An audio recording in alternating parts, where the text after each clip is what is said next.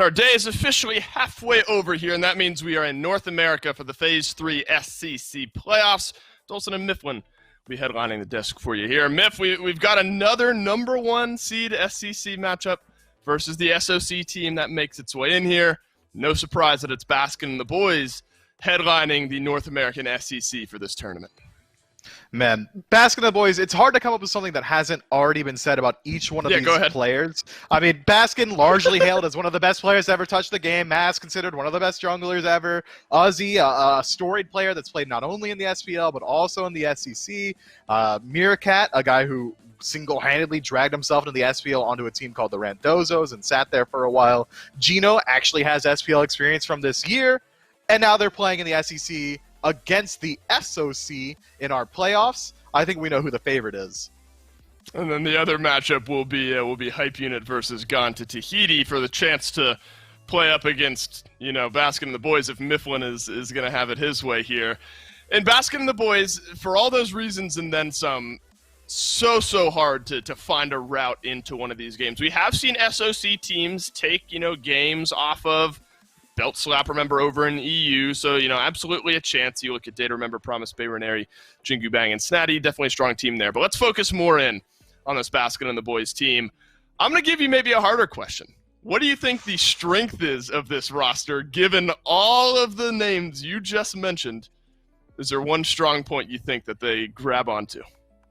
Dave, there's only one player name that's in the title of the team. So it's easy. You can't then, light maybe. it up. A hard question. Who's the carry of Baskin and the boys? Well, one of them is just Baskin, right? This guy is so absolutely dominant in mid. We've even seen him dominate SPL players at the recent MSI LAN. Just absolutely plays whatever he wants to. It doesn't matter what point in the game it is. Last time I had the pleasure to commentate one of his games, he walked into the enemy jungle as Scylla at level 20, 1 versus 4, and killed 3 people, while the rest of his team was Grayscale Scream. This guy is a one-man army. Of course it's Baskin. Right, so it's a softball when it's all said and done over there. So you look at Froggy, SOC team coming into this one. If there is an exploitable weakness on Baskin and the boys, what do you think that route might be here for Froggy? This is a roster with some recognizable names as well. Have we seen enough that can be exploited against Baskin and the boys to give Froggy any sort of indication, or does it really just come down to you have to play better than what Baskin and the boys are going to be bringing to the table? I think if there's anywhere they should be looking to try and pull a lead for themselves, I'm looking at Data Remember trying to dominate that long lane. Not to throw my boy Meerkat under the bus, but he is one of the newer players to that role on that squad. Hasn't been a Hunter player for the majority of his career. Traditionally came out of the mid lane and out of solo. So I think, if anything, Data Remember, another storied player, has been playing at the SOC/SCC level for years now. I want to say 4 years ago is when he made his debut. If you can rely on him, put your pressure there, have your jungler rotate into the long lane, maybe that's where you can find a lead. Seen some big games out of Data Remember as well, so definitely agree with you there on that one, Mifflin. Picks and bans for game number 1 will tell us more of the story of what we should expect from both of these teams.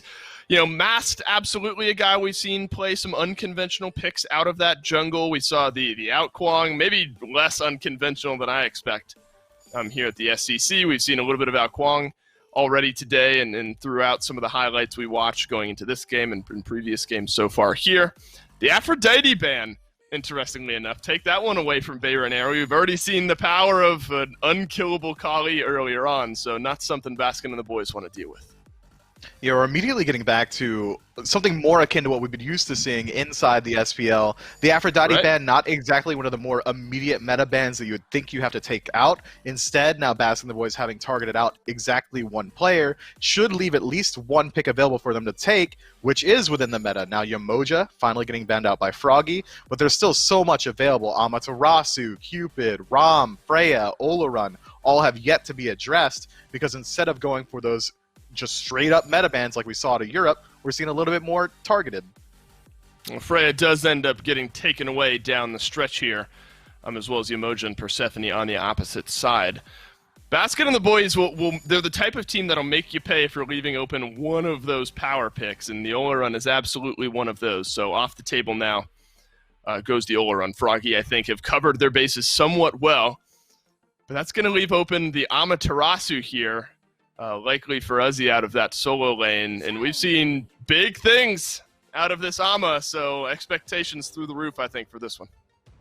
Yeah, especially considering that Uzi is one of the players that really likes to sit inside lane, bully out his opponent, and just continually find pressure in the short and force the enemy team to rotate to him. With Amaterasu, he's going to be a lot safer doing that when traditionally you expect to see him playing things like Nike or Odin, because Amaterasu is generally going to get banned out. I expect great things out of Uzi, and I expect him to continually be putting on pressure. He does lack a little bit in the want to rotate out of lane, so he's likely just going to be sitting over there until he's level 20.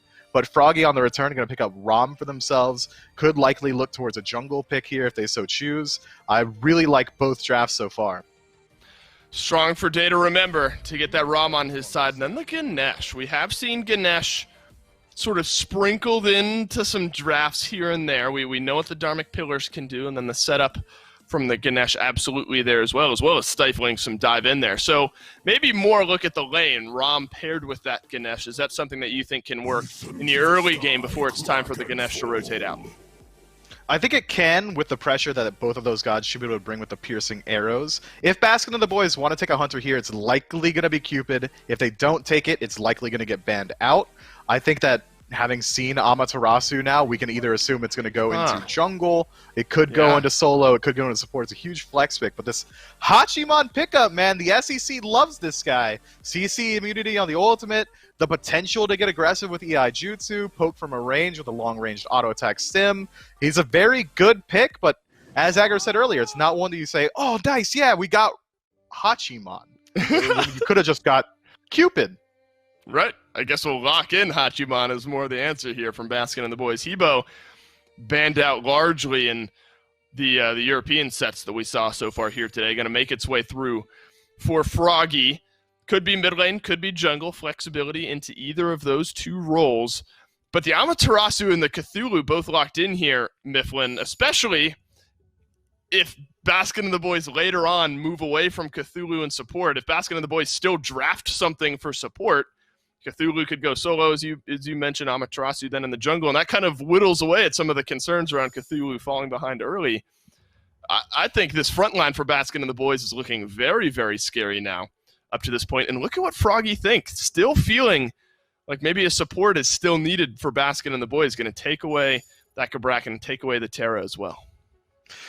I don't know. Those are flex bans if you ask me, because we've also seen Uzi piloting the Terra, so we don't know that that's necessarily going to the support. We've seen Masked play Kabrakan. It seems like Froggy are really trying to hedge their bet with these bans. They don't know where it's going either, because we've had history with Uzi playing Amaterasu. We've had history with Mask doing it as well. The only thing I don't think we've seen is support Amaterasu from either team. And now Chalk getting picked up by Froggy. Look, I'm going to go on a soapbox for a second, because I always do it. I'm a big whiner.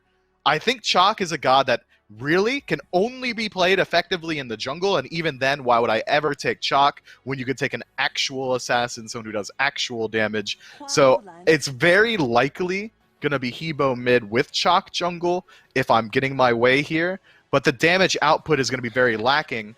It's got to come down to how well you play him in the early game. Well, Mifflin, if we were questioning where all of these picks were going to go before, now there's a Mulan locked in for Baskin and the boys. So we know Baskin's going to be playing Merlin. That's a thumbs up for me. We know that Meerkat is going to be playing Hachiman. That's a thumbs up for me. The other three, outside of maybe Amaterasu and support, I couldn't tell you. But the engage, the dive, the run at you mentality is there for Baskin and the boys. It is, and the backline can peel very easily for themselves. Hachiman hops in a horse, gets out of dodge. Merlin's just going to have a ton of damage and the ability to flicker over walls. If I had to guess, and considering I'm on the desk right now, it is my job to be here, I'm going to go ahead and try. I'm going to say it's likely going to be Cthulhu solo with Amaterasu in the jungle and Mulan support. I think that makes the most sense to me, not only based on their player history, but how well those gods fit into the individual roles. And it is really looking like we're seeing a Chalk solo Hebo jungle Cupid mid for Froggy. Yeah, how about the Cupid mid, though? 10th pick on the Cupid. Don't often see that. Maybe good at slowing down a lot of the engagement from Baskin and the boys with the Fields of Love. It should be pretty strong. I'm worried about how well it's really going to be able to stop the aggression. Hachiman CC meeting the ultimate, going to run through it. Amaterasu, dazzling offensive, doesn't care about your fields of love. Obviously, Cthulhu goes up into the ultimate. He's going to be hitting you from a range and walking at you still. Mulan also has CC immunity on her ultimate. You might be able to maybe put some pressure on a Merlin, but that's just about it for the Cupid. Yeah, Mifflin, if there's anything I'm scared about, it's Baskin and the boys sprinting at me. Froggy, absolutely has the ability to fight into this game. I think the Dharmic Pillars could find some good value for their squad there as well. But you talk about Baskin playing Merlin kind of sitting for free in the back. I mean, there's some dive maybe with the Chalk. Hebo could maybe work his way into the back there. And maybe that's the strength of this Froggy draft, the ability to kind of get in onto Merlin in the back. If everyone else is sprinting at you, maybe you can kind of counter sprint back. Maybe. The counter dive potential is there insofar as I think Hebo is going to have a pretty easy time if he does decide to go for Blink. And if we are assuming it is Hebo jungle, he should be going Blink first active. Blink in, Water Spout, Crushing Wave, that's where you're going to be looking to shut down the Merlin. Failing that, Chalk is so easy to avoid. That ultimate Thunder Call, just he starts charging it up, Merlin flickers out, all of a sudden, you're a worthless god on the map. Mifflin not sold on the Chalk just yet. It's an uphill battle nonetheless. Baskin and the boys versus Froggy. Game number 1. Let's kick it off. Thanks, Dolphin. It's a pleasure to be here to cast this game. I'm really looking forward to seeing it. I don't personally see the hate for the Chalk. I think it's pretty swifty, but I don't know. We'll have to see how it plays out. I'm joined here by Aggro today for this cast. How are you doing today, Aggro? I'm doing well, but I gotta tell you right up front here, Blazy. I'm in the Mifflin camp of Chalk jungle being the only good role for Chalk. He just doesn't do enough out of solo. When I'm playing mid and there's a Chalk in the solo lane, I'm ecstatic because I know that I don't have to be that afraid whenever he comes to the team fights. I can, if I'm Merlin like Baskin, I just hold my 3 until he goes to ult. And then I 3 out of his ult, and then I walk away from him, and he's sad, and I'm happy, and all is right in the world. So I'm not that worried about the Chalk solo if I'm in Baskin's shoes. I guess so, but I don't know, maybe Chalk just has an unknown, amazing matchup into the Cthulhu, you know? He's got the slow to kind of stop Cthulhu from... Well, no, I guess that doesn't really...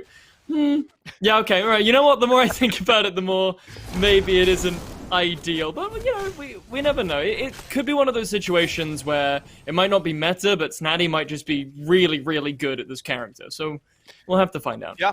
I mean, comfort is always better than just going off the top of the tier list, for sure. You've got to be comfortable on the picks you're going for. It's why Mask is on this Amaterasu in the jungle. Baskin and the boys really prioritizing making sure that they get as many strong picks as they can, but also relying on that comfort level. Ozzy definitely more of a Cthulhu player than an Ama player. Let's hand the Ama over to Mask, who's very comfortable on it, and then we have this benefit of having 2 very strong frontliners on our team, and then we add in Gino on an aggressive pick like the Mulan, which I love. I just think that this is the way that Gino excels at playing, which is when he's got a lead, when he's able to play aggressive and just gun down the enemy backline. That's what his greatest strengths are. But do you think this is the best kind of, like, positioning for these warriors? Like, not gonna lie, if I'm seeing a Mulan and an Amy in the same comp, I'm not thinking Mulan support. Sorry, hold on 1 second. Is it over in the left lane? Data, remember? Well, somebody's got to remember him because he's already in the ground. He's dead 2 minutes into the game. And that's why Mulan support can work, because she just jams pressure. She just does a ton of damage really, really quickly in the early game. That's a big part of why Mulan feels really strong, is that her animations are all really, really fast, and you just take burst damage before you're really ready for it. Day didn't have a chance to really get away without using those purification beads. It decides to hold on to them, ends up getting tethered by Gino, and he and Meerkat combine for a pretty easy first blood for the boys. That's got to be devastating as well, because Baskin and the boys definitely one of these teams that really snowballs off of this pressure. I've seen them in the past, like, gatekeep purple buffs at level 1 from the enemy team. So we'll have to see how that works out for them. Froggy, obviously...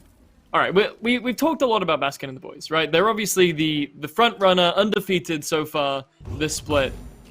what kind of things are you thinking if you're in Froggy's shoes? You know, are you trying to go for like some weird play to try and catch B&B off guard, or what? It's a good question. I think if I were in Froggy's shoes, I would try and drag the game into arena-like ranked game where there are as many kills as possible, as often as possible, and the less it resembles SPL play, the better. Because if you're going to try and play straight up, you know, team fight Smite, you're just not going to beat Baskin and the boys. No team has beaten Baskin and the boys at that play style. It's just not what you should be trying to do. But Froggy is full of talented players. It's not like these guys can't press their buttons properly or mechanically they aren't good. So if you can kind of drag Baskin and the boys down into the mud, pull some strategy out of it, and just start slamming into each other in the jungle every time you get a chance, those are usually the games where upsets happen, because anything can happen in those types of games. You know, a couple fights just end up going your way, and it's pretty easy for you to blow up a big lead all of a sudden, and then you kind of turn the brains back on, and you start grouping up for objectives, playing around them, that sort of thing. But in the early game, the more you can make Baskin and the boys fight you, the better.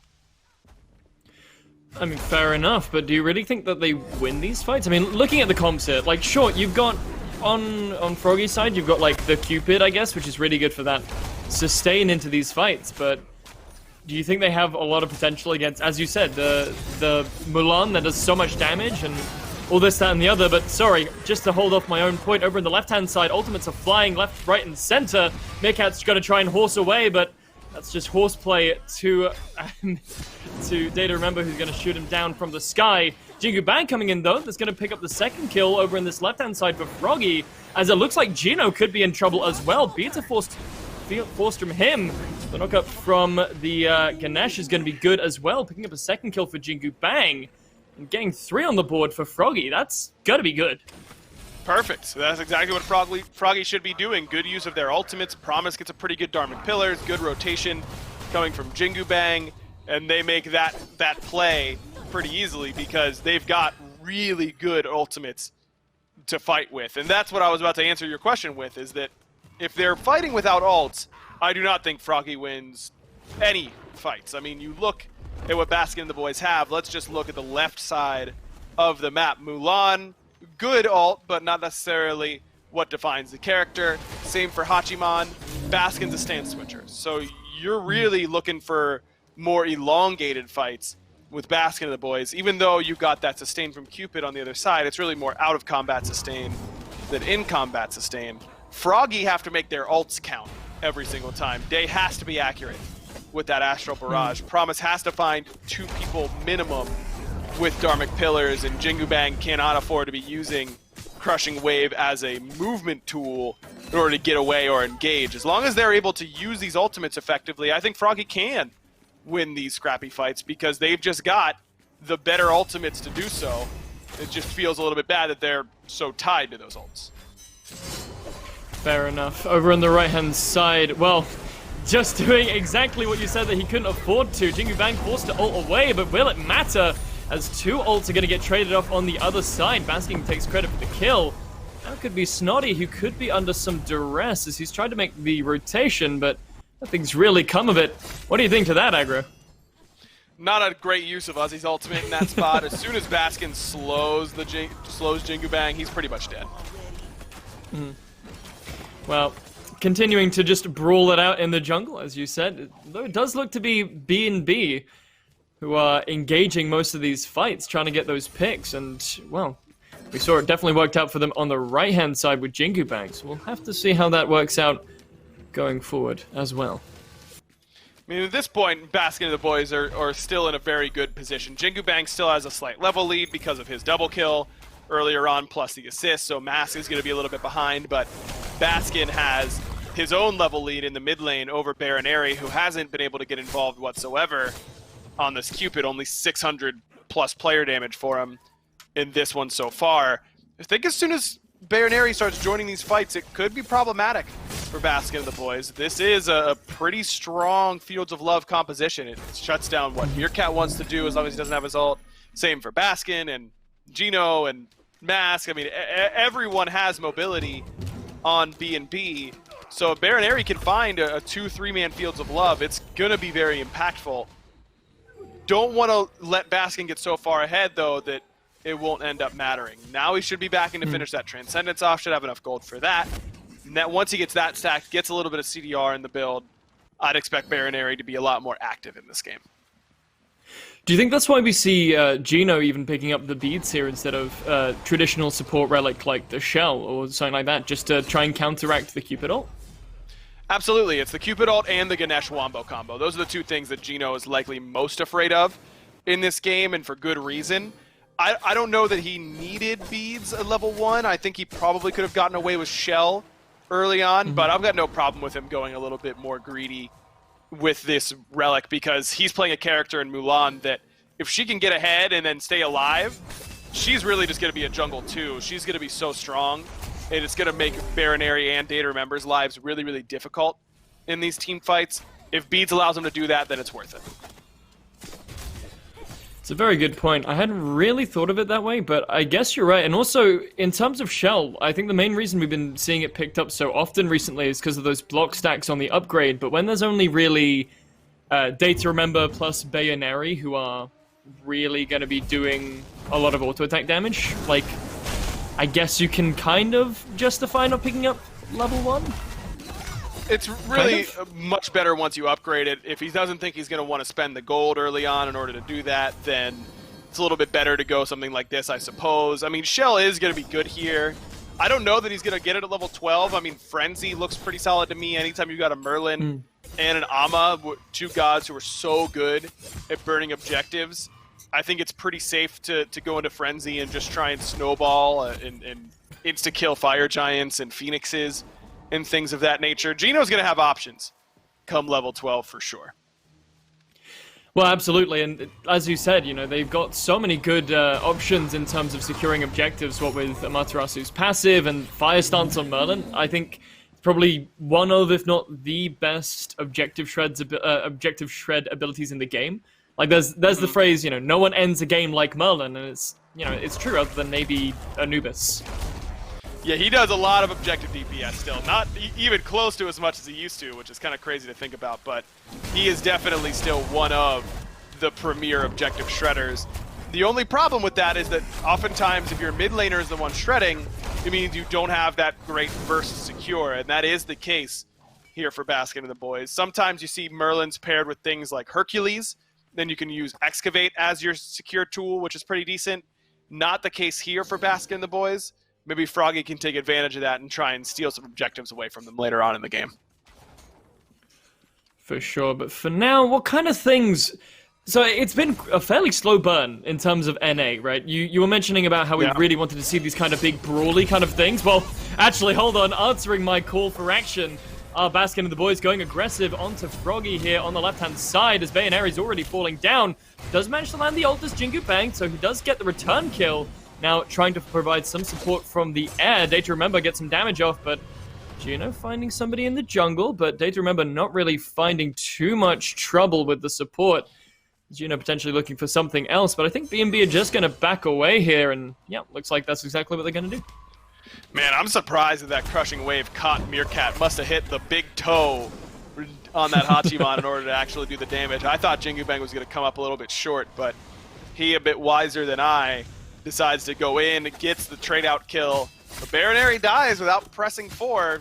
You're not picking Cupid mid for the hearts, necessarily. I mean, it's a nice part of it, but you've got to be utilizing that Fields of Love. I don't think Baron Airy's used it in the first 12 minutes of this game.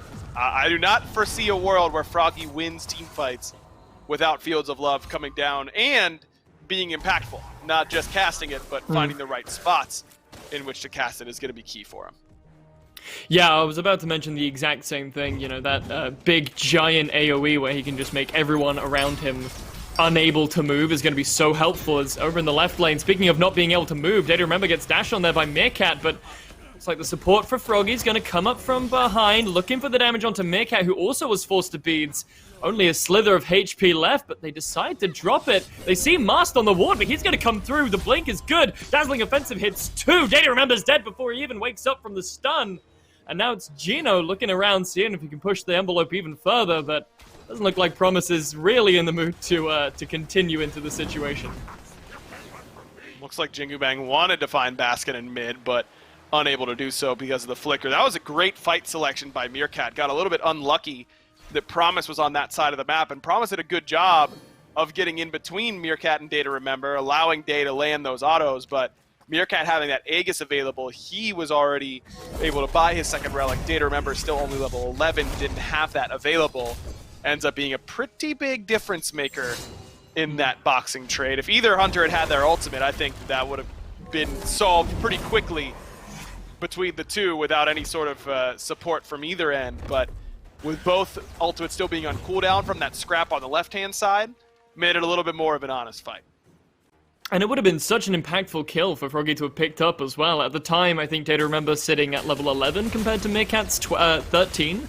So 2-level difference. I mean, getting that kill onto Meerkat would not only have given Day to Remember that extra bit of bounty from being under-leveled, but also, you know, just the ability to free farm for the next 20-odd seconds.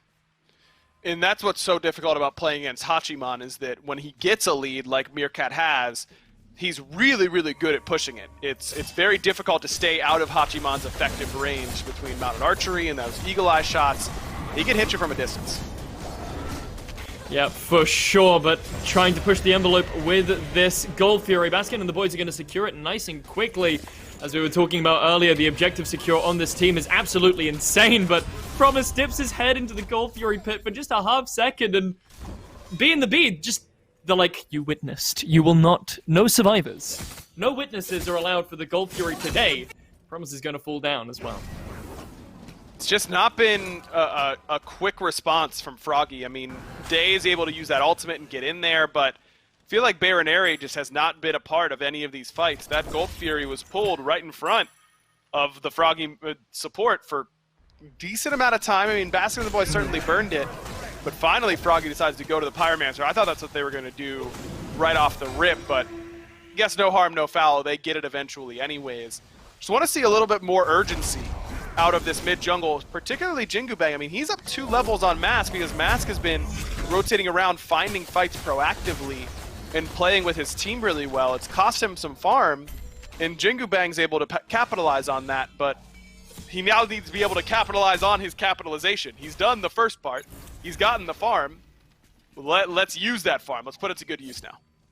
Sure, but like, as we were talking about in picks and bans, like, who is the target for Jingu Bang? Like, none of these characters are going to be super easy for him to really get the drop on and find, but well, he's looking like he's going to try to, as Master's going to get knocked up by the water geyser, but I don't think anything's going to come out of it on the left-hand side, as Baskin actually forced to beads in the mid lane, actually looking to stave off a fight on 2 fronts at the moment in this left side jungle between Baskin and the boys in Co, but they managed to nuzzle themselves back around into this Gold Fury pit. Diving Pillars come down, separating Gino from the rest of the fight, and now Marston coming, followed up by the enemy solo laner as well. Up into the sky goes Rama. Astral Barrage is going to be good. Bayaneri coming up with the first kill of his game, but Meerkat answers back with a double kill of his own.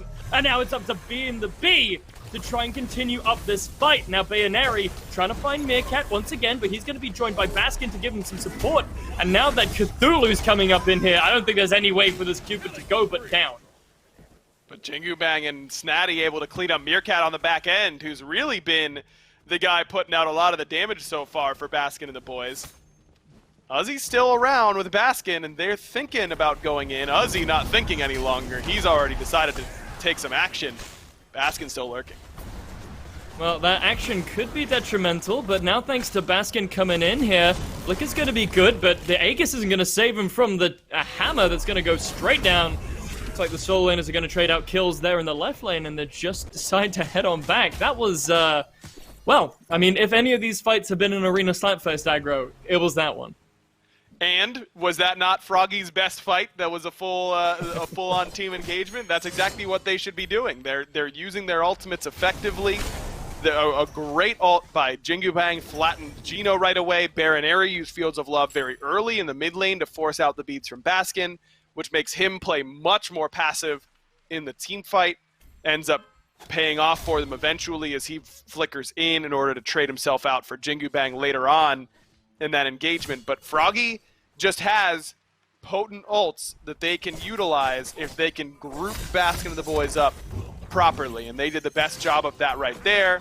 And that was the first full 5-on-5 that we've seen, and Froggy came out even with Baskin and the boys despite the small gold lead for the Order side. So that's exactly what they should be doing. They just need to worry about this, which is the fact that Meerkat's level 17 and bullying Data Remember pretty effectively. Well, he wants this tier 1 tower, and I don't really think that there's too much Data Remember can do to stop him from doing it. But over on the right-hand side, Ozzy was also looking for a tower, but it doesn't look like Froggy was very happy about it. He's going to be forced up into that ultimate, trying to find some space for himself, but I'm not really sure there's too much he can do against 3 people here. It's surviving so far, nearly makes it out here, but the dazzling offensive from his masked assassin friend isn't quite going to be enough to save his life. He's going to fall down, and nothing's really going to get traded out other than this tier 1 in left. I mean, that play worked for Froggy right now, but if you're hoping to execute on that in the team fight, Dharmic Pillars, Storm Call, and Crushing Wave, and Sunder from Promise, all to take 10 seconds to kill Uzzy, good luck killing everyone else on Baskin and the boys. That is going to be scary. That's a good damage check, and it's a good pick for Froggy, no doubt. I just don't think that's going to work once it comes to team fight time, and they need to realize that now before they dump everything into the Cthulhu. They might kill him, but it won't be worth it. For sure, and I think it's definitely better for B and the B here to pick up that left tier 1. You know, even though losing the Cthulhu, not ideal, but I'd rather take a tier 1 tower than a life on my solo laner, especially when both solo laners are even at the moment. This Gold Fury, though, is going to be danced around a little bit. Frenzy's going to be popped from Baskin and the boys, and they're just going to pick it up after Froggy so nicely tenderized it for them. But now it's going to be Froggy looking to potentially surge forward and find a pick after the Gold Fury, but I'm not really sure if anything's really going to come out of it, as it looks like Froggy has completely separated. It could be Promise now in trouble. He's going to get tethered in by Mulan, and, well, he's just been leashed straight into 4 people. Dazzling Offensive is being popped as well, though, so a lot is being burned for the Ganesha, but he will, in fact, fall down.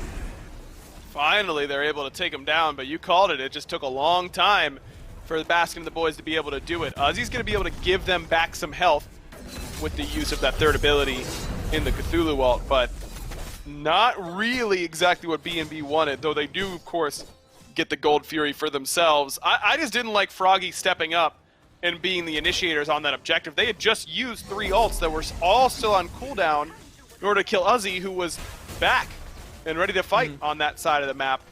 They, as you said, tenderized the Gold Fury for them, and then Baskin and the boys kind of waltz in, pop Frenzy, and take away Froggy's lunch money, and then enjoy the lunch right in front of him. Not ideal right there by the SOC squad. For sure. Classic yoink play, you know, really well positioned there from Baskin. He was hiding around the corner. I'm not sure if Froggy had a ward, but clearly they didn't see him there, and he just kind of was able to, oh, you guys are starting up Gold Fury? Well, here's an Eye of the Eclipse. Just stop for a little bit, okay? Wait for my team to come, and then you can start the Gold Fury. I promise we won't steal it.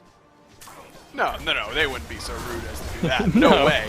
No way they'd be so rude as to burn a Pyromancer right in front of you either, as Baskin and the boys again confirm the third objective right in front of Promise's face. And Uzzy, look, he was waiting around for it. Does get hit by the Sunder. I thought he was actually going to be in no trouble, and I think he thought the exact same thing. But thanks to that Sunder and a combination of Fields of Love and the Thunder and Lightning from Chuck, in fact, also from Jingu Bang's ult by the look of it, going to use 3, potentially 4. I'm not really sure if Promise ulted there as well, but that was a lot just to kill Uzzy there. And it's the exact same story as last time, isn't it? That they kill Uzzy for what? And at least now they're going to be able to group up in mid, get this tier 1 tower. That's a good use of their 5-on-4 power play, but they have to immediately run as soon as members of Baskin and the boys show up, because they're 3-4 ultimates down in their pockets, whereas Baskin and the boys are pretty much ready to scrap at this point. Mask the only one without his ult. Well, potentially could be absolutely nothing gained from this as well. I was about to say Snatty could get caught out in the jungle here, but He's just gonna back, and BNB are none the wiser. He gets a little chunk, just a little chunk of health off of that tier 2 tower in right lane, but again, I think I probably would have preferred to see him group up with the rest of the team, potentially look to push mid lane even further with that 5v4, rather than just going, well, there are 4v4 in mid now, and I can split push right? That's how that works. Yeah, I understand the point, but at the same time, Froggy just didn't have those ults to fight with, so I don't think that they could have really sieged that tier 2 at the same time. I think that splitting up and getting your maximum farm during that time is sometimes the best thing that you can do. Snatty without his ultimate really isn't threatening at all. Now, I'd make the argument that he isn't that threatening with his ultimate the majority of the time, though I do like the build that he's gone for, much more hybrid than defense. If you're building full defense chalk, you're doing nothing and a whole lot of it the vast majority of fights. This way, at least if Snatty does manage to catch Meerkat or Baskin without relics and an escape, then he can actually do some damage to him. It's unfortunate that that laundry list is just so long, you know? If he can catch one of the squishies without any of their relics or any of their movement abilities, then he can maybe potentially do something. And that something might well be dying here, as he does get caught out there, but is able to find the dash away to the axe under tower, escaping from the Maya that Uzi laid down. But now with that space, BNB are going to pick up this right tier 1, and well, there isn't really anything too much on the map that they can do at the moment, but they could potentially look to run to this left-hand side and pick up the Fury that's just about to spawn. And with this Frenzy, with this Merlin damage, Froggy are going to be late to this. If they're not already set up on this objective, they're late. That's how objective fights go. They happen quickly when there's a Merlin on the other side, especially when the support has a Frenzy. And if Mask is there too, that thing's gone in the blink of an eye. Well, we'll see exactly how prepared Froggy are to try and defend this Fury, as 3 of them already walk in. Dharmic Pillars are put down, and the knockup from Chuck is going to be good to do a little bit of damage to Gino, but Uzi taking all the attention alongside his jungler, Meerkat, and the big old squid face man jumping into the backline. But on the mean side, Data, remember, is going to snipe out the backline himself, but Jigu Bang crashing through a couple members of B and the B. He's going to take one. Bayoneri's going to take credit for number 2 as Uzi falls down. Now Baskin and the boys on the retreat. 2 players down. Only 1 player on the grayscale for Froggy. It looked like they could potentially pick up Meerkat here, but luckily for him, the mounted archery was up, and he's going to charge away. Really good job by Data Remember in that fight. Normally, we talk about mages needing to get their damage off before they die, but in this case, the Rom ult ends up being the difference maker. I mean, Uzi and Mask create a ton of space because of that, the zone control they have between Ama and Cthulhu, but with Data Remember going up into the sky, that just buys him so much time, gets all his damage off onto the back line. Even though Baskin and Meerkat don't end up dying, that damage that he put onto them forces Gino out as well, ends up making sure that Froggy can collapse onto the backline dive of Uzi and Mask, and a lot of that was because of Data Remember. Good damage coming from Baronary in that regard as well. Really well played team fight from Froggy, because that is not an easy dive to survive from. For sure. It almost reminds me of, similar to how we used to see Barracuda play this character way back, I think, Season 4, Season 5 Worlds, where he would engage a fight with this Rama ult just to get someone down low enough to either go on them and just burn them down, just like Baskin and the boys did to that Pyromancer, or just force them out of the fight and then take the rest of it so that they can, you know, do whatever it is that you do in a fight when there's 1 person less. Yeah, it makes it pretty easy for you to take whatever you need on the map. I mean, Froggy's done a pretty good job in this game, all things considered. They're only down about, what, 3,000 gold right now at this point in the game. Their team fight continues to be pretty good. Baskin and the boys need to find a way in order to keep Baskin and Meerkat safe while still dealing enough damage. Uzi and Mask did a good job of creating space in that last team fight, but I wonder if it was a little bit too much space. They couldn't get any help from that backline, and Gino got poked out right off the rip in that team fight. So if Gino can stay up, that's probably a way that they can carve their way through the team fight in order to help both Uzi and Mask, but otherwise, this could be a tough game for Baskin and the boys. Yeah, well, I do think that's almost a problem with the comp that B and the B have at the moment. You know, they got Mast, Gino, and Uzi all on these tanks, for sure, but they're not really supportive tanks. You know, not a lot of these characters have, you know, your Geb shield, or your Sylvanas root, or a heal, or something that can really help peel for the backline. They're all very much, I'm going to engage on you, and then either my team follows up and you die, or we all die. And do wonder how they're going to try and fix that, protecting Baskin and Meerkat, but this Fire Giant being looked at already. Down it goes, being stolen by Baskin and the boys. Being started up by Froggy, once again getting tenderized for them. First kill, though, is going to go the way of Froggy. Jingu Bang's going to pick that one up, and now forced out on the backside is Meerkat. He's taking so much damage. He's nearly on his way to the grave, but we'll see how that turns out later on. Baskin, though, he's making work himself. Master's going to combine with him to pick up another kill onto Jingu Bang. Number 3 falls down as Promise gets sent to his grave. Meerkat has managed to find himself some lifesteal off of these mid-waves, and looks like B and the B are definitely going to come out of this engagement better off. Thought Froggy could maybe have turned the tide there with that first kill, but not on the cards. All right, now, I say this a lot, but this might be one of the most unlucky things I've ever seen in my whole life for Froggy. That Fire Giant was secured by a Thorns proc from Uzi. Uzi got hit by some Fire Giant damage and secured it with Thorns. No, they're not. That is supremely unlucky, and now they're going to lose. No, they're not. No, they're not just rushing down this Titan 28 minutes into the game. Yes, they are. Merlin just doing, as I said, so much damage to objectives. I honestly did not think that they had the potential to just burn that straight down, but well, shows how much I know. My lord. Man, that is unreal. I've casted a long time. My 4-year anniversary at hi-rez is literally tomorrow. I've been casting that long, and I don't think I've ever seen that happen. A Thorns proc stealing Fire Giant in a competitive game, and that opens the door for that game to end. Now, that Fire Giant call from Froggy's not great. Even if Baskin and the boys don't steal the Fire Giant, then I think they still would have won the fight. But there's no way they have the regen and the damage in order to push down mid-Phoenix and end the game off of it unless the Fire Giant goes their way. So, all things considered, a very good showing from Froggy in game number 1. A bit unfortunate that things don't go their way. Yeah, it felt a bit like a Hail Mary play. You know, they could feel themselves. You know, we were talking about they were going even in a lot of these fights, or just about, but Baskin and the boys still getting this ever-growing lead that they just could not seem to get out from under. So I think maybe that Fire Giant play was all right, guys, well, we either take this or we lose slowly, so let's just go for it, and didn't quite pay out for him. But we'll have to see how they adjust in game number 2. But for now, we're just going to throw you to a quick break, but we'll be back shortly.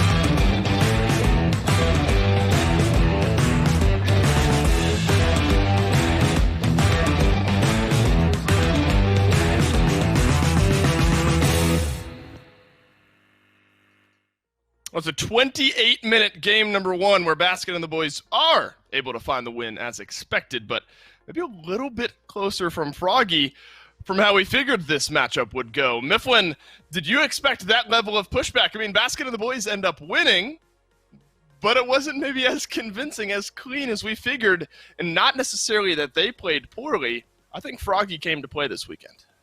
Yeah, Froggy is looking particularly good. I mean, I got the chance to talk to Data Remember a little bit earlier on in the week, and he said that he was coming into this feeling pretty confident, and I think that's super exciting because this dude doesn't tell lies, and it really did come down to some of the very last team fights of the game. I mean, we already had it highlighted, Uzi confirming Fire Giant with Thorns. That doesn't happen. No way it did more than 30 damage to confirm it for him. That's absolutely insane. And I think a lot of it, of what happened to change out the early game, was Meerkat absolutely popping off on this Hachimon, a 3-man stun. We saw a ton of really good plays from Mass, especially towards the end of the game on that Fire Giant, getting a multi-stun to confirm themselves a team fight. And Uzi, the entirety of the match, had 4 or 5 people chasing him down, constantly absorbing attention, but remaining alive.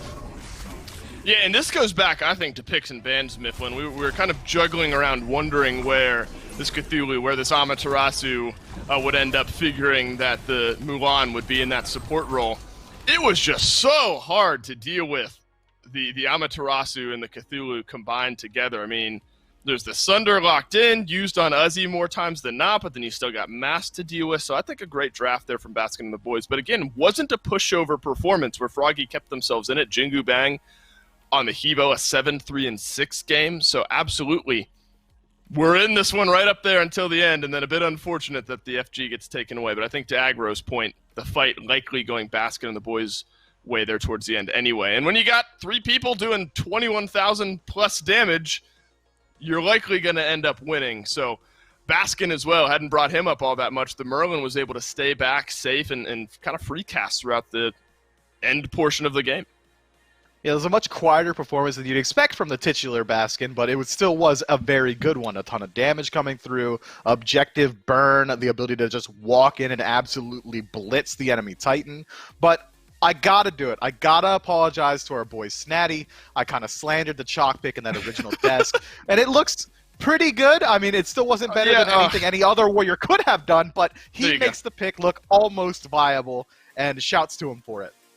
I'm glad you bring that one home here. Although the theme has been, especially out of the solo lane up at the SPO when we're working on those games, is all right. I guess they're gonna try out we drew the line. I think at Susano when SOT was trying out the Susano. We said, all right, I'm not on board with this one. I guess everything else might be viable, but not the Susano. And Chalk absolutely can make that impact. Did have some damage. Did have a decent game, but I think to your point, not something that maybe one of the other warriors wouldn't have done here. That's game number 1 in the books. Game number 2, can Baskin and the boys take it 2-0, or will Froggy fight themselves back into this one? We'll see what picks and bans have in store for us this time around. I'm not sure, Mifflin, if I'm Froggy. Even though it was a close game in game number 1, I'm giving Cthulhu, Amaterasu, and Mulan over to Baskin and the boys again. I think Amaterasu might be the first one you want to address because that's really what opened up the door to having all of those flex picks available to them, as well as she's just the one highest up on that tier list in my mind. So if you have to address any of those 3, I think you immediately go there. But I think that it's honestly not that big of a deal because of how close the game was in the early. I think if Froggy just change up a couple of their own picks, even if BNB get the exact same draft, they don't have to worry about it nearly as much just because they know, all right, here's some of the weaknesses we can exploit. Sure, they've got a lot of backline dive, but maybe their peel is a little bit lacking. I think that comp that they had, having so much tankiness on the side of BNB, could have been easily exploited had Froggy to decide to go for some defense shred, or if they can prioritize getting Nemesis for themselves. A lot of the strengths of BNB's draft will be mitigated. I'm going to operate under the assumption that that is a pass ban for the second wave here for Baskin and the boys, so maybe leaving something open. It is indeed confirmed now by production that Baskin and the boys have passed over their second option at a ban. Mifflin, admittedly, we've rarely seen that one, maybe less than we see Thorns taking away a Fire Giant. What's the mentality there? Why do you pass over a ban? Okay, so I'm gonna go real cerebral with it because I think there is actually a lot of value to pass ban. Okay. So generally, when you're banning out an enemy team, you want to go ahead and leave something valuable available. You do a target ban, something that you're worried that the enemy team is capable of playing that isn't necessarily within the meta. It's telling me that Baskin and the boys are going for a two-pronged attack with the pass ban. One, they want to make sure they get themselves something meta, and two, they want to do maximum mental damage to Froggy. We didn't do the research on you guys. I don't know what the target ban can be, so we don't need it. And now we're going to get Ola run for ourselves. You guys have been routed, checkmate, hold that. That's literally what that pass says to me. Fair enough. Notes taken by me there. All right, so it's a mental game as much as a little bit of strategy there as well for Baskin and the boys. So Ola run now. Flex pick rather there. Can be in the long lane, can be in the mid lane, so something to be mindful of as Baskin and the boys move their way through the rest of the pick ban phase here. Ganesh strong, I think, for promise there in game number 1, Mifflin. Definitely not the reason they lost, but do you think it brought enough value regardless to make it worthwhile another pick here for game 2? I think it's a very strong pickup in general. What Ganesh brings is amazing. Defense shred, a no-play zone with the Dharmic Pillars, an aura of defense for your team while simultaneously channeling a silence, the CC lockdown. Everything is incredibly good there, but I don't think you really need to take it off first up in the draft, especially when there are so many other strong picks available. They could have taken Hebo for themselves. They could have looked towards getting a priority pick on whichever hunter they so choose. They could have got the Cupid if they wanted it. Now they're going to have to fall down to the next best, likely going to be the Rom. But I've been saying that all day, and people have been picking up gods like Hachiman and Jingwei, so we'll see how they decide to go with it. I think that it's certainly a strong pick, but it kind of shows a little bit of fear as well. Okay, I don't want to show what my carry is going to be. Let's go ahead and take something a little bit safer. We can get the support. It's really hard to counter. Lock in the Ganesh. Fair enough. And that's what Froggy are doing here with their picks and bans for the first wave, and they're going to round things out with the Rom. They are going to end up rounding back out to that carry. So the Rom now on the board. Nothing that's smart. Baskin and the boys, maybe if Froggy don't end up locking in the hunter there. Rom, absolutely strong enough, worthwhile in the ban phase if Baskin and the boys had that opportunity, but not to be. Cthulhu falls to the second wave of bans here as Amaterasu is locked in by Froggy, so searching somewhere else out of that solo lane now is Baskin and the boys. Though Mifflin, it's been a pretty healthy god pool out of that solo lane with most of the warriors, at least in the players' minds, being pretty viable. Yeah, I'm thinking Uzi's likely going to have to fall down to something like Nike or something along those lines, which is why we're seeing Froggy ban it out. That's pretty smart. Next best for Uzi, and it's one of his favorite picks in general. I think he really likes it when it gets banned out because he can start to look toward it. This man loves to play the Odin, and with a draft like this, Odin Cage could get some serious value if they do decide to go that way. Fields of Love fits in perfectly. Sanctified Field makes that cage even that much more strong. So I wouldn't be surprised if we see him go there. There's a lot available still, though. You can go towards Tyr, King Arthur. There's plenty of picks that are still available, so it's hard to lock it down. Either way, the bans have been very strong from Baskin and the boys, taking away Robin and Thor, removing some of that early game pressure, forcing him to fall down to Mercury. It's going to be a little bit of a late starter, which isn't going to fit into the aggressive playstyle that I think Froggy are looking for with the draft that they have, but it's going to help them out once they do get to that 20-minute mark. Mercury in that scaling camp where if you can get him online, get some of the crit there, the auto attacks absolutely shred, and then the big ultimate can kind of flip team fights around. So provide some of that extra utility where the survivability of the Kali might not be there for the Mercury, some extra utility on the ultimate. And Ardio locked in as well as the Kuzenbo. We've seen Kuzenbo in support more times than not. So does Mifflin that mean Ardio out of the solo lane? I said a lot is viable, and Ardio might be in that conversation as well. Yeah, I think the only other person we've seen in the SPL play the Ardio was Ro, the 1 week he subbed in, if memory serves. And it's pretty strong. I mean, the cripple field obviously going to be a huge disruption factor once they get to the team fight phase. Ardio in solo is going to have the additional benefit of just rotating into the team fight at a much higher level than she would have had she gone into support.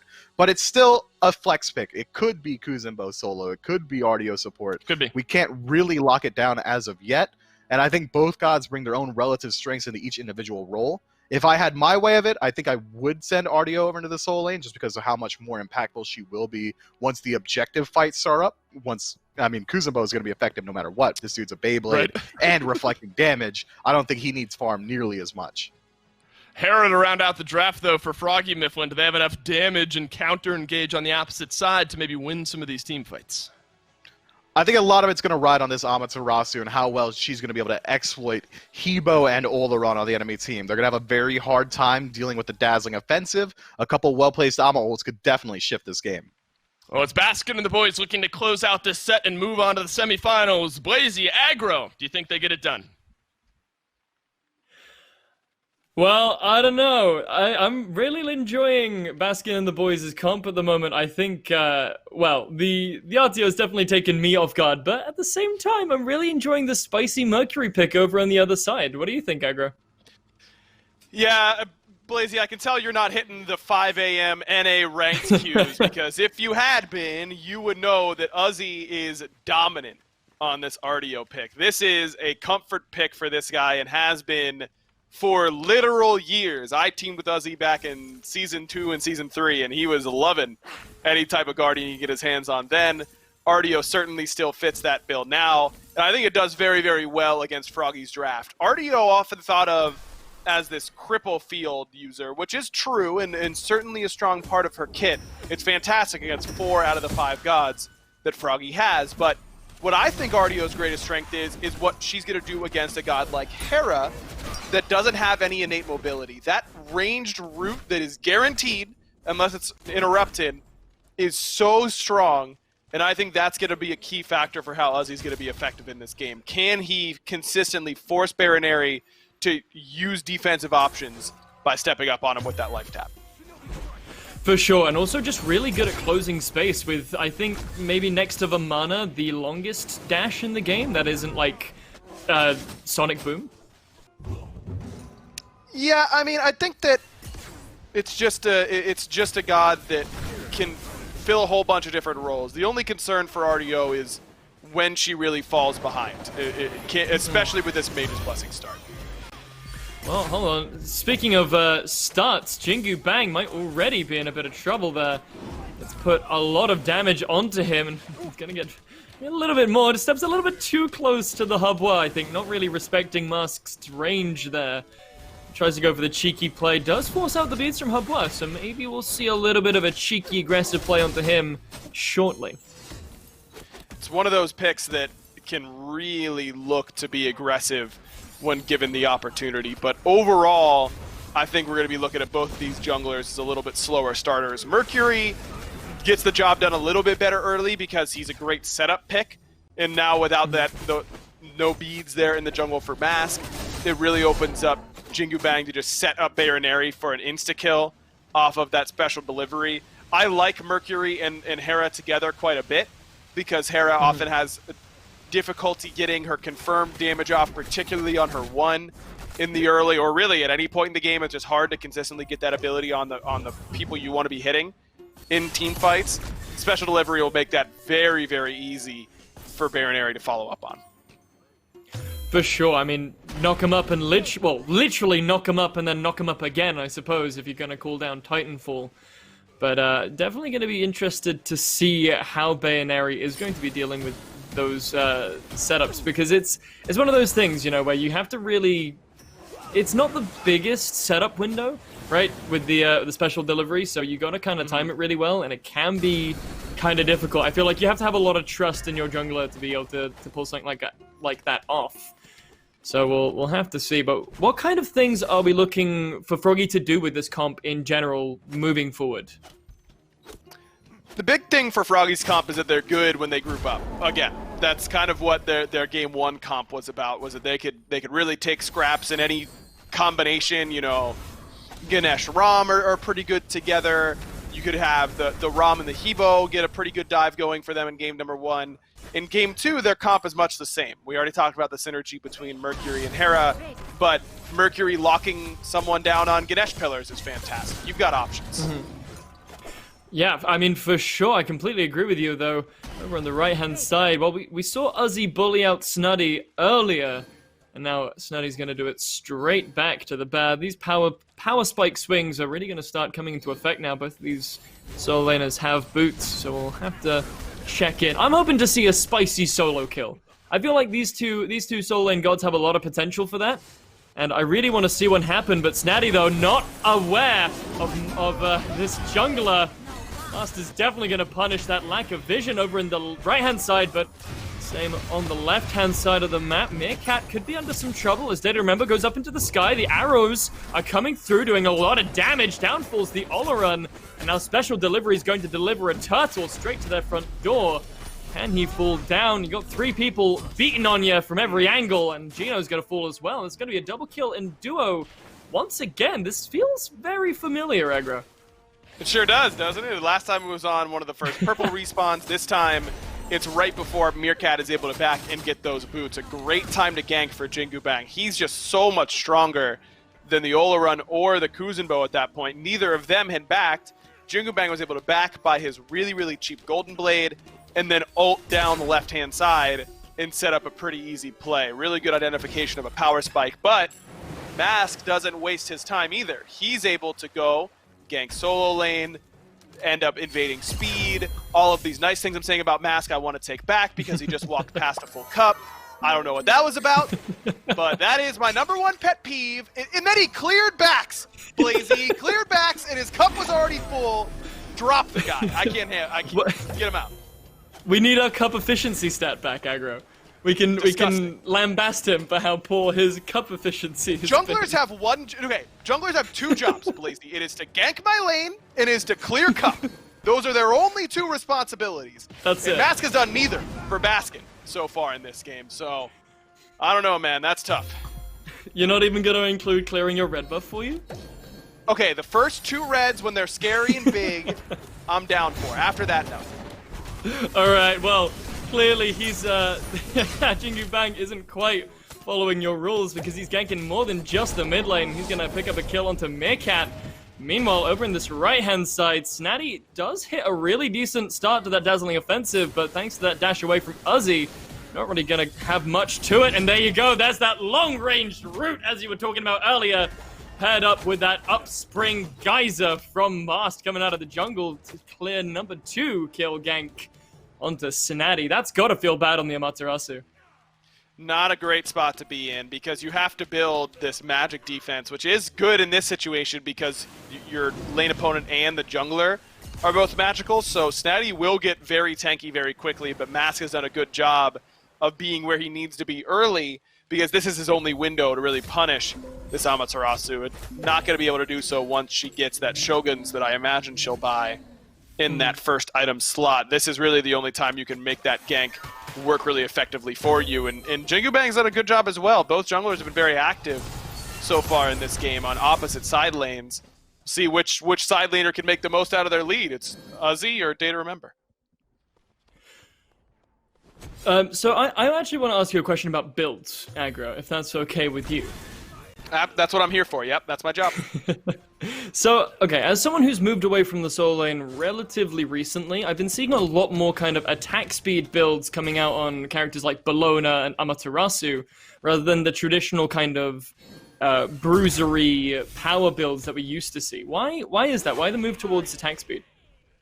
Well, for Ama in particular, the 2 characters you mentioned, both Ama and Bellona, get value out of their auto attacks. For Ama, it's her passive. For Bellona, it's things like disarm or block stacks that you're gonna, or the healing from the disarm stance, and then the block stacks in your shield stance.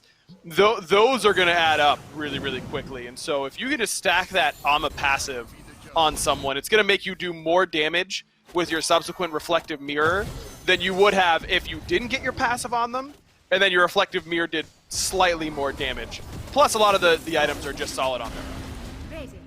Fair enough. Well, thank you very much for answering my question, Aggro. That's what I'm here for. That's what I do. I answer questions about builds and complain about junglers. It's a pretty good resume that you got built out there, as we see in the mid lane. Bayoneri is going to pick up a kill onto Baskin, so that's going to be big. And once again, not ones to leave only one fight on the map at any given time. Over on the left-hand side, see a quick skirmish as well, but nothing's really going to come of it. All around Sanctified Field, rather, is going to come out, but nothing really to benefit from it other than everyone just kind of backing away and going, okay, that's enough of that. Anytime you can get out that Sanctified Field, you feel like you won the team fight, especially if you're trading something like Dharmic Pillars for that ult. I mean, Dharmic Pillars a pretty low base cooldown, Sanctified Field, one of the longest in all of SMITE. That's a worthwhile trade for Froggy, no doubt. For sure, and it's also, you know, one of those things where we always talk about these power play windows, right? Where there's a relic down, or there's someone who has just back to base and there's a space. But getting that Sanctified Field down, which is such a huge team fight ultimate, and also a really good method for Meerkat to get away on this Olaran, surely that, like, creates some space in Froggy's mind where Jingu Bang's going, ooh, my ult's nearly up. Maybe we can go for a gank here soon. But without that ult and just trying to run it down at Meerkat, he ends up eating a little bit too much damage. You're past the weakest part of Olaran's game already. Hekate's finished. You feel like you finally put the pieces together and you can feel like a character that's actually even a little bit threatening. In the early game, Olaran, you kind of feel like even with Sanctified Field, you really aren't that strong. Sanctified Field is almost a deterrent or a setup tool for your team to do the damage for you. You aren't going to put out that much. Still don't feel that great at this point. You don't have your passive online. I don't think you're critting a whole lot with this point in the build if you're Olaran, but you can at least get something going. Well, there it is. Just like I said, the gank from Mercury is going to be good. Forces out the beads. No Sanctified Field to keep him safe, but here come the rest of B&B looking for something in return. It looks like Mercury's going to be under some duress, but Promise is actually going to be the first one to fall down. Looks like it's going to be Baskin taking credit for that kill, and Meerkat still going. He wants to find Data Remember. No ultimate available for him. Data Remember with a backstab avoids the geyser, and he's going to get out safe because of it. I can't believe that didn't land. Mask put it right next to him, and a good little backstep ends up saving Day's life. A little bit of a stutter ends up throwing Mask off a little bit, and ends up being the difference maker for Day on the runaway. And that's huge that he's able to stay alive, because it's just more time that he's on the map in comparison to Meerkat, who has been getting the old camp treatment so far from Jingu Bang, but it's not just been him. Jingu's been all over the map. He's done a really good job on this Mercury, just like I thought he did in game number 1 on that Hebo, being involved early. Now then in game number 1, once the mid game came, I think Jingu Bang put his head down and farmed maybe a little bit too much, didn't really get to impact the map as much as he probably could have. I want to see him keep this aggressiveness up, continue to be this driving force for your squad, because right now it's working for Froggy. For sure, and I feel like he's going to find a lot easier of a time with it with Mercury rather than the Hubwa. As you said, last game he really couldn't afford that to use Crushing Wave as anything other than, okay, I will kill you now. But with Mercury, I feel like he's got a little bit more padding in a way to kind of go, all right, well, if I make a mistake, if I'm in a bad position, I have more tools to kind of get out a little bit safer. And he's going to do just that, dashing away from the Nene Kappa, but Baskin and the boys are going to pick up this red buff. It's going to go straight onto Baskin. That's where it should be going, all the time. Not just because it's Baskin, but because it's the mid lane. Because it's the mid lane. It's more efficient that way, you know? Listen, Blazy, purple is like red for auto attackers. Like, you don't need red if you're a hunter. Stop picking it up, man. It's tilting me. Sure, they're both auto attackers, but, well, this time with Baskin, so. Oh my goodness. Well, Baskin really did not get to enjoy that red buff for very long. He just got absolutely flattened into the pavement. Not very much space for him to breathe, but on the flip side, they are going to trade out Promise, but a support from mid laner is definitely a win for Froggy in my books. Now it's just all about if Bayonary can get away from the turtle, but I don't think he's too worried. Meerkat, on the other hand, should be very worried, because Jingu Bang has found his way on top of the Olaran once again, and once again Meerkat falls. This time, the Data Remember snipes. Well, Data Remember definitely has been no slouch in terms of hitting this Astral Barrage. Been doing really, really well with it. Well, Jingu Bang tried to do something there, but nice beads there. Backstep into the crashing wave is going to say night-night to Jingu Bang. Now Uzi finally making the rotation over. 2 levels up from his counterpart, but not really going to be able to find much of an impact into a fight that's already over. Bit of an awkward game so far for Uzi, who got 2 assists, has really been the beneficiary of Mask spending a lot of time on that right-hand side, but hasn't been able to do a whole lot with that lead. Last time he rotated over, he ended up getting poked out and nearly killed by Baronary and wasn't able to really impact the fight that much. This, in that fight, Snatty stays, pushes tier 1, gets it. In this fight, Uzi goes, all right, then I won't rotate, but then Snatty does rotate and ends up impacting the fight, whereas Uzi does not. So we definitely need to see a little bit more out of this RDO so far with the lead that Uzi has. But this time he's here for the Gold Fury and is able to make sure that Baskin and the boys get that with ease.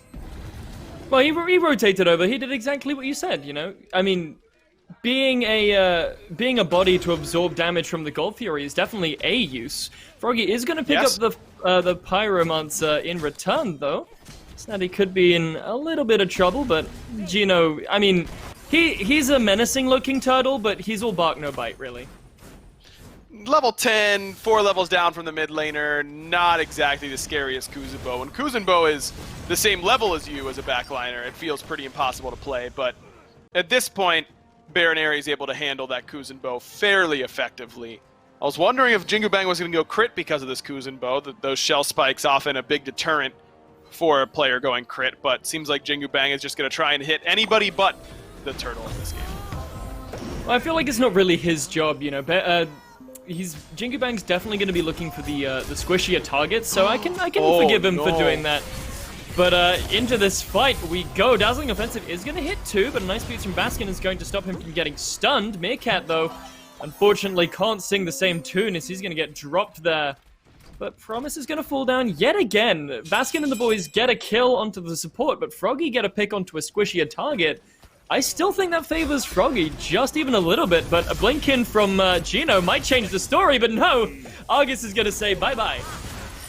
Meerkat, again, the receiving end of the aggression from Froggy, but it looks like Baskin and the boys don't want to let them get away with it. I don't think that engagement by Gino was as well thought out as Baskin and the boys had planned. Gino blinks in at 15% HP, and Froggy easily able to pick him off. A couple relics used by Froggy in response, but overall they stand on top in another team fight, and that one really goes Froggy's way because Mask face planted directly into a wall with Crushing Wave, tried to blink over purple buff wall, and that is the part of purple that you can blink over.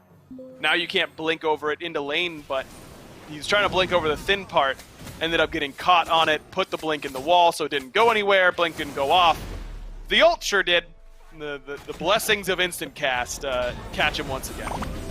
For sure, and in the mid lane, well, Promise once again gets picked here. This support really is not having a good time. 0-4, contributing to just over half of B&B's total kills at the moment. And because of that death, it looks like Baskin and the boys are going to pick up this tier 2 in the mid lane. And Gino might have even brought brought B&B a little extra present on the side. He's going to pick it up, shove it straight into his mouth and go, thank you for the entree. Nice and easy for it. He, with that Crushing Wave, no problems whatsoever, confirming on Baronary. That blink in from Gino, much better than the last. And I love Baskin the boys' strategy here. That's okay. Meerkat's been camped. He's 0-5. He's not really worth grouping around at all, even though it's the Ola run first pick. So let's just group somewhere else. And if Froggy want to continue to try and camp him, then we'll just get objectives. And if they don't, then we'll do this. Yeah, and Snatty, I'm not really sure what his plan was there. Goes straight to the back camps. Maybe he wasn't aware of all the Baskin and the boys players that were right in mid lane a couple seconds ago. Yeah, we'll go with that. Yeah, absolutely. That's that's the way we should go, for sure. That's a pretty easy one to end up deciding. And all of a sudden, this lead for Baskin and the boys, which was pretty non-existent a little bit ago, is now above 5,000 at 18 minutes. Not a death sentence lead, or right around 4,000, excuse me. Not math, not my major. Not a death sentence for Froggy, but certainly not a good position. And they really need Day to get involved in these fights. Meerkat's job at this point is to just bait Day into staying in lane as long as he can, because Meerkat is not particularly strong. Day is certainly stronger than Meerkat is. You kind of want this one-on-one to continue so that Baskin and the boys can win their 4-on-4 convincingly like they have everywhere but left lane. I mean, potentially, but at the same time, you know, Meerkat is level 16 now, so he's definitely not terrible. He's still behind, don't get me wrong, but definitely looking to use him for something, as they remember under some duress under his tower here in the left lane. It looks like the entirety of Baskin and the boys have decided to rotate, but he's going to take off into the sky, and now being helped out by Argus. He's going to be able to dash away just barely, but look at this, he's flanked on both sides. 2 kills go the way of Baskin and the boys. Bayaneri falls under the tier 2, and Data remember just under the tier 1. Looks like Jingu Bang was trying to make something happen there with the Sonic Boom, but I don't think he found any damage. just instead deciding to go straight through. But look at this, he might be looking to come up the back, but I'm not really sure if this is the smartest idea, looking to go into 4, but here comes Snatty teleporting in, but was he ever there in the first place? He may as well not have even been there, aggro. And Meerkat still has ult through all of this, Blazy. So this left side Phoenix Siege should be easy pickings for Baskin and the boys. If Froggy even decided to step up there, I think they would have ended up dying to that Sanctified Field. Not a very good team fight for Froggy that time. They get really, really split up in the midst of that fight and end up leaving Data Remember to the Wolves. He ends up dying, but then the teleport in from Snatty was, I'm going to go with ambitious in that spot. Definitely not his wisest decision. It's been a rough game for Snatty so far. The decision-making has not been strong for the Amaterasu in game number 2. I'm also kind of confused about Jingu Bang's decision-making there. Like, as I was saying, as we were watching it unfold, kind of tries to creep up on 4 members of Baskin and the boys by himself. And it's like, well, you don't have your ultimate. You don't... Well, he might have had beads and Aegis at that point, I don't quite remember, but still, just seemed a bit over-ambitious, to use your words. Yeah, I mean, he caught Meerkat with his Sonic Boom, just went a little bit too far, and that ends up saving his life, that he doesn't end up stopping right there. He kind of follows through all the way and gets all the way to the back end of the lane. Gets the Meerkat's beads, but no one there to really capitalize on it.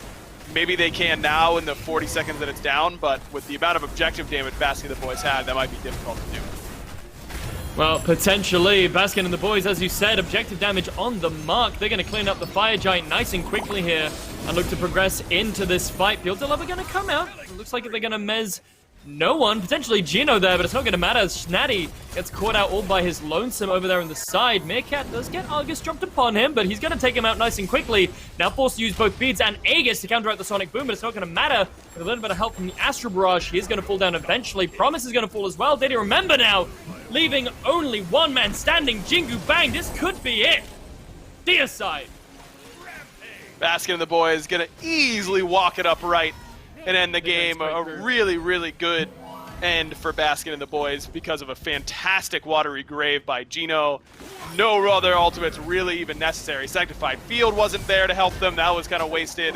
Baskin's ultimate was his good zone tool, but that's just good old-fashioned killing right there on the SMITE Battlegrounds. They just get the job done without any use of the ultimates. And the Baskin and the boys do what we expected, but maybe not in the way that we expected. They 2-0 the SOC squad.